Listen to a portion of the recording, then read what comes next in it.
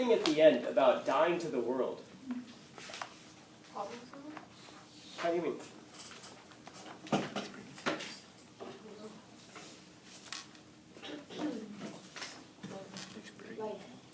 Like everyone was saying, like there's problems in the world and that motivate us to do certain things. Okay. What's the problem with you? Damn. You?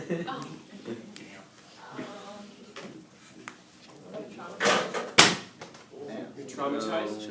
So you're a basket of trauma? Blow up. Okay, what else is wrong with you? Can't do math.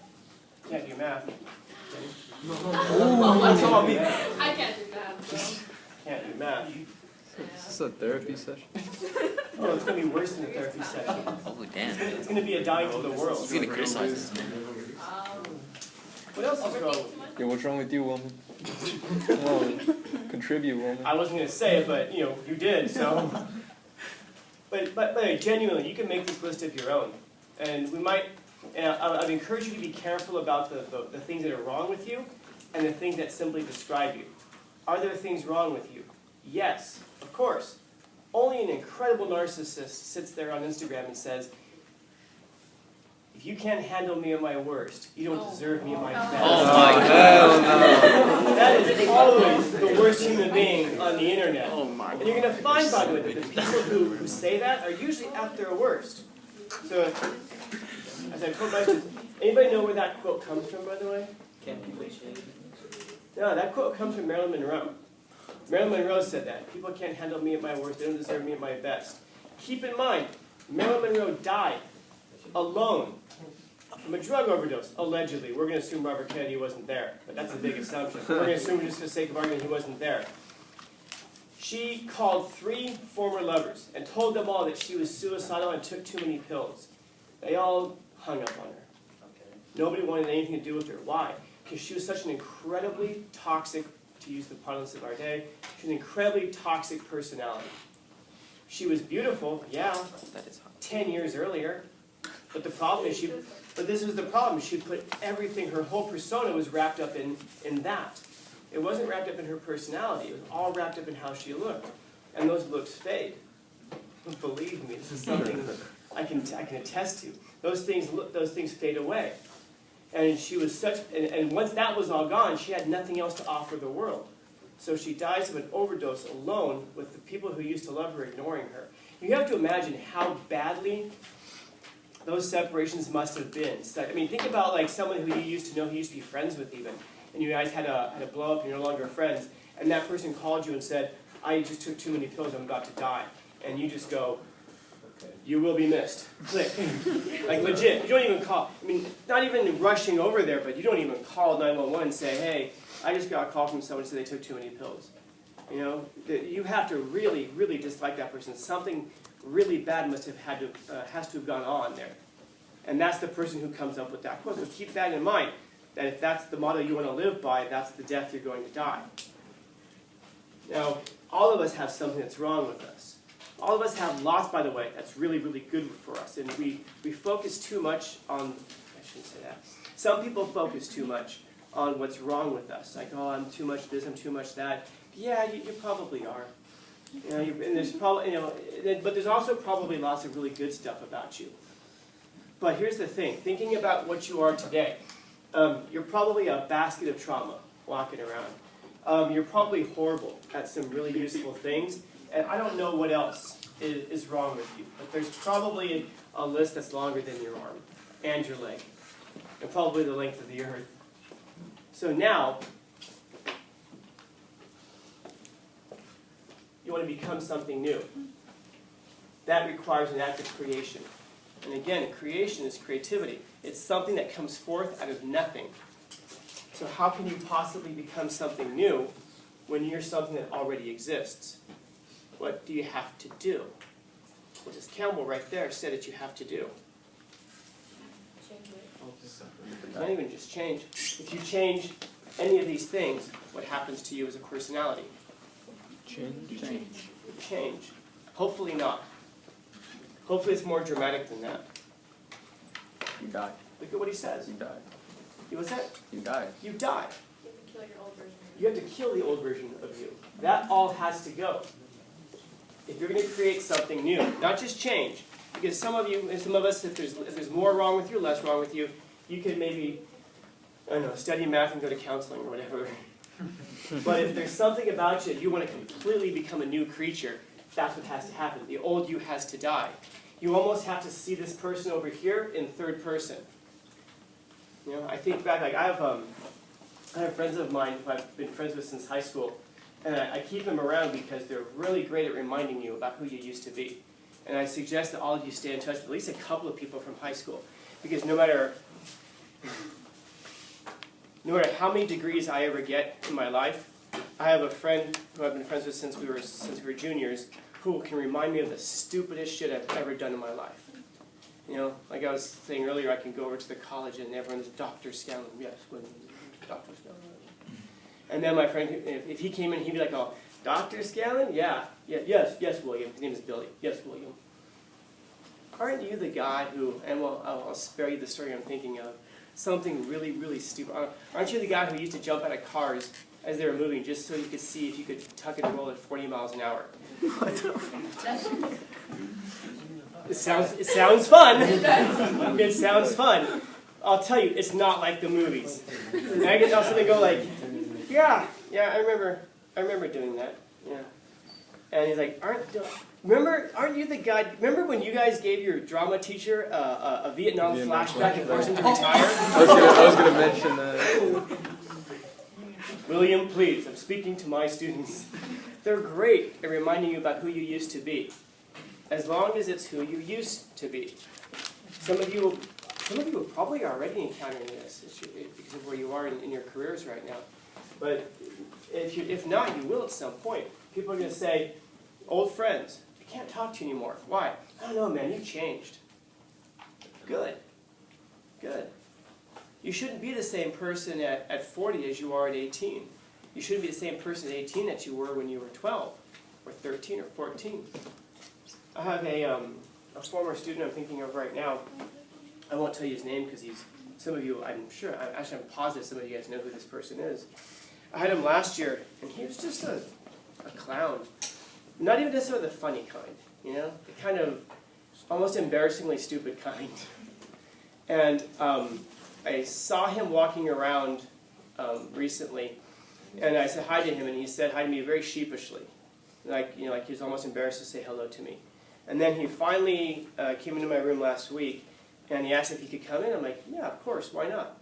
And he goes, well, the last time I came in, you kicked me out. I have no recollection of ever kicking this person out. Does it sound like something I would do? Yeah.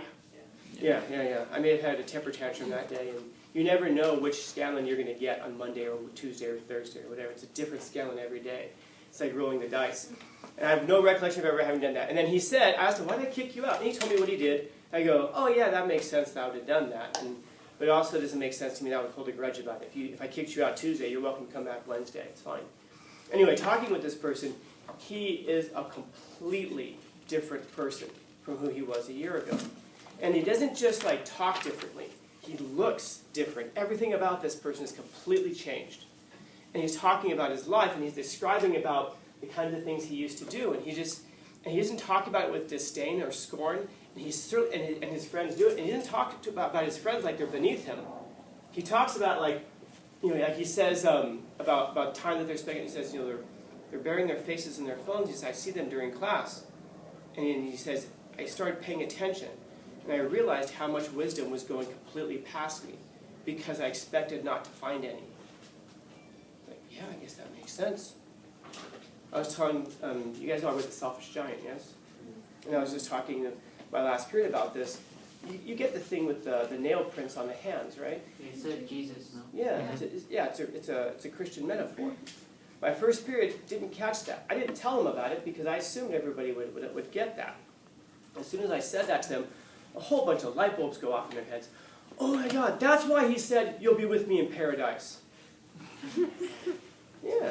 But now, understand, imagine if you didn't catch that, and you didn't understand that it was, what's the story about? It's about a giant who kicks some kids out of a garden, and then he dies. Why is the kid there? I don't know. That first period said, we just figured he was friends with him, so he's there when he died.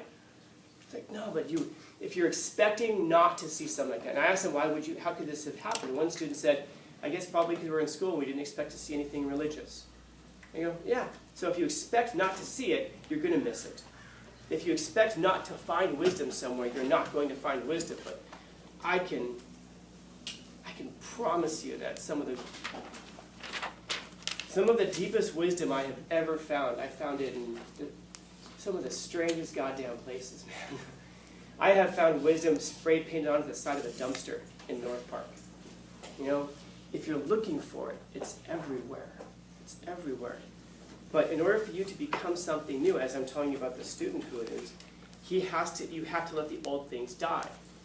You have to die to self. Does this make sense? Like when you're looking at some of the old myths, what these creatures, they descend into the underworld. Why? Because that's where death resides.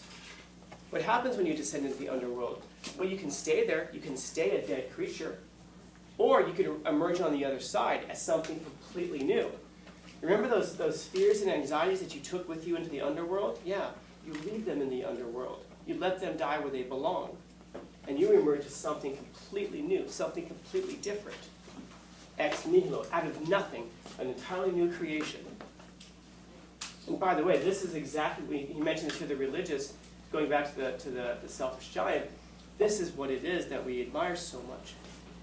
And I apologize to my students, you've heard this before, but what is it for God to be God? Whether you believe in him or not, it doesn't matter. Joseph Campbell didn't believe in them. He thought they were all myths, but the myths tell us something really important about us as a psychological character. Your dog and your cat, they're great creatures, but they're not psychological characters. You are a psychological character. If you're walking down the street, and let's say a bomb goes off, so it has to be dramatic to get your attention, and your left arm gets blown off, are you still you? Yeah. How about if your right arm gets blown off? Yeah. How about if both of your legs get blown off? Yeah. Because that tells you something important. That tells you that you're not a body. You're something so much more than just a body. You're a collection of psychological states over time. You're a collection of all of your experiences, your thoughts, your love, your hates, your passions. That's the you, a capital Y, O-U. Now you have a body, but just like if you have a car as well. And if you're driving down the street and you crash your car, what do? You get out of your car because you are not your car. You're not your body. There's something else going on inside. You're a ghost in the machine. This is just your machine. And so what is it that psychologically, what do we learn psychologically is important to us when we're talking about a character of God? It's like, is he loving? Every culture, they'll have different versions of it, but they all have something in common. God always does one thing. Create. In the beginning, God created the heavens and the earth. That was without form and void. Because this is what it is to be a God. So how is it that you become a God? Create. You create. You take something that doesn't exist. You don't take something and improve it. Blue marker. I'm going to make a teal marker. That's nice. You take something that already exists and you've shaped it in some way. And by the way, for a lot of people, that's good enough. If you can take yourself and shape yourself in a number of ways, learn math, do counseling, whatever. Maybe you don't need to become an entirely new creature, but some of you are going to have something happen in your life that you're going to completely cast away the old person. And you're going to let that thing die. And you're going to create something entirely new, as this student I'm talking about. And it's interesting because, going back to him, he now talks about it. He says, I see my friends, and they're like on their phones, they got their faces shut, and he shows me his usage. He says, he showed me his usage from a while back, and he was on his phone, it was almost 8 hours a day. He's now down to under 2 hours, and he says, and these are all like podcasts and like YouTube videos about the thing he's interested in. I'll leave it at that. And he's not presenting it as, I am so much better than everybody else. I wouldn't admire that. That's just a person who's trying. You're not dying to yourself. You're worshiping yourself. You've created an idol of yourself. This is a person who has sat there and said, which might make sense next quarter, I've exited the cave.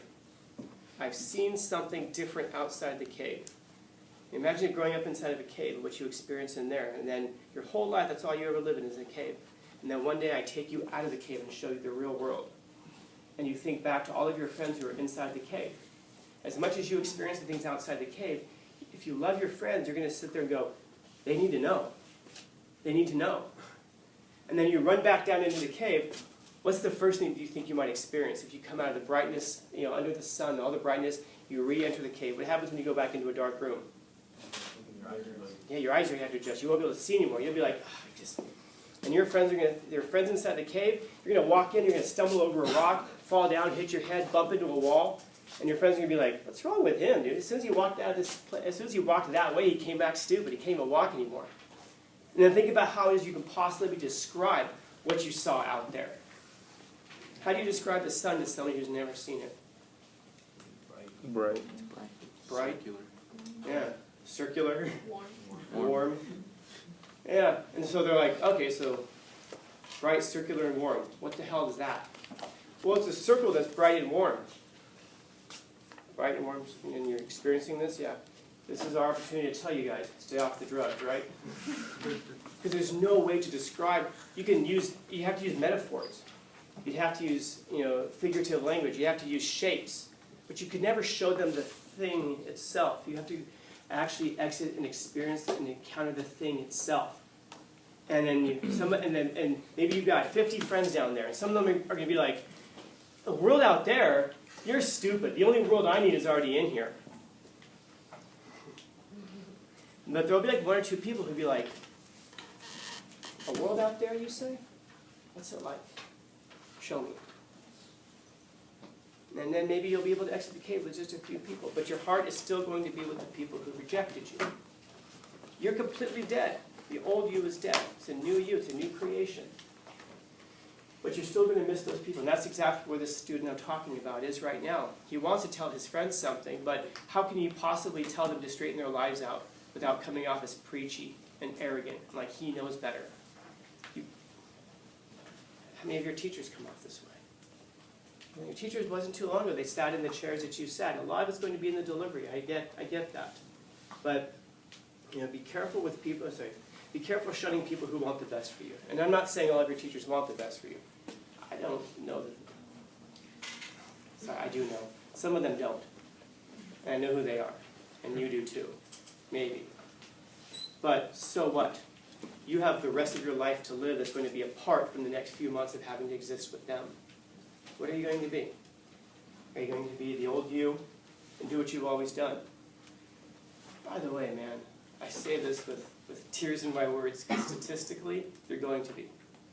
Very, very, very few people want to exit the cave. And I get it. It makes sense. Because this is comfortable.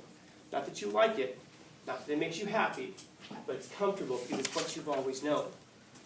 In order to become this, it's uncomfortable because you don't know where it's going. Is this going to work? I don't know. Is this going to get you the things that you think you want? I don't know. More importantly, is it going to get you the things that you need? I don't know. Where's it all going to go? I don't know. You know where this is going to go, probably. Maybe it's not a place that fulfills your dreams. Maybe it's not a place that gives you all of the things that you long for. But at least you know. And sometimes the devil you know is better than the devil that you don't know. It takes a lot of courage to step out and do this because you just don't know if it's going to be successful. And once you reckon the old person dead, man, he's got to stay dead. Because that's not you anymore. If you go back there, you're putting on the body of a dead person. And it's just as ugly as it sounds. So anything in these areas, religious, political, personally, the really creative act is to die to the old self. Become something new. To become a God in that sense. Not the God, a God in that sense. Become your own creation. Questions, comments, concerns, complaints, criticisms, critiques? I know, but I have to say that and then stay quiet because that's where I cut the video. Yeah, just end it.